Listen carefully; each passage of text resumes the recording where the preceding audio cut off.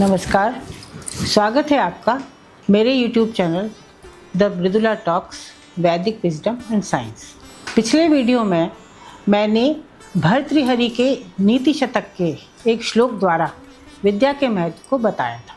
उसमें कहा गया था, विद्या सबसे बड़ी गुरु है। विद्या या ज्ञान के बिना मनुष्य पशु के समान है। विद्या के बारे में और बताने के लिए नीति शतक का एक और श्लोक है जो हमें ये बताता है कि विद्या को कोई धन की तरह चुरा नहीं सकता, न बांट सकता है। और भी बहुत कुछ कहा गया है जो हम इस श्लोक से जानेंगे। न चौरहार्यम न राजहार्यम न भ्रातृभाज्यम न च भारकारी व्यये कृते वर्धत एव नित्यम विद्याधनम सर्वधन प्रधान।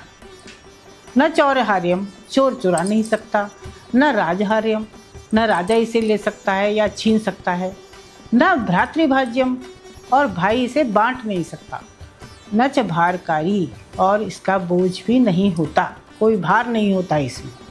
व्यये कृते वर्धते नित्यम, व्यय करने पर भी यानी खर्च करने पर भी रोज बढ़ता है।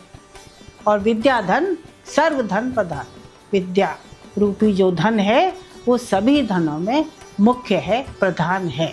जो रुपए पैसे वाला धन है वह तो चोरी हो सकता है। यही डर बना रहता है हमेशा कि हमारा धन चोर ना ले जाए। हम धन को तिजोरी में ताला बंद करके रखते हैं और हमेशा डरते रहते हैं कहीं कोई ले ना जाए। रात को भी ठीक से सो नहीं पाते। लेकिन विद्या तो हमारे मन में है, इसलिए उसे कोई चुरा ही नहीं सकता, ना ही उसके लिए किसी ताले की ज़रूरत है। इसीलिए वह हमारे पास ही रहता है। राजा भी इस धन को नहीं ले सकता। राजा को जब ज़रूरत होती है तो धन देना पड़ता है, लेकिन आपकी विद्या को कोई नहीं ले पाएगा, कोई नहीं छीन पाएगा। तो जो धन संपत्ति होती है उसको तो भाइयों से भी बांटना पड़ता है, उनका भी हिस्सा होता है इसमें। लेकिन ये विद्या रूपी धन तो आपके पास ही रहेगा। इसे आपको किसी को नहीं देना, किसी के साथ बांटना नहीं है। और जो दूसरा धन है वह खर्च करने पर समाप्त हो जाता है। पैसे आप खर्च करते जाएंगे तो धीरे धीरे खत्म हो जाएंगे और आपके पास कुछ नहीं बचेगा। लेकिन यह जो विद्या रूपी धन है वह यदि आप खर्च कर देंगे, दूसरों को दे देंगे, बांट देंगे तो भी कम नहीं होगा, उल्टा बढ़ता जाएगा। जब आप किसी को विद्या देते हैं, पढ़ाते हैं, तो आपके बार बार बताने से वह आपके अंदर और मजबूत हो जाता है। जब हम एक ही बात को बार बार कहते हैं तो वह हमारे दिमाग में और भी अच्छी तरह जम जाती है, तो एक तरह से वह बढ़ जाती है। इसीलिए विद्या धन ही सब धनों में श्रेष्ठ है, सब धनों में बढ़कर है।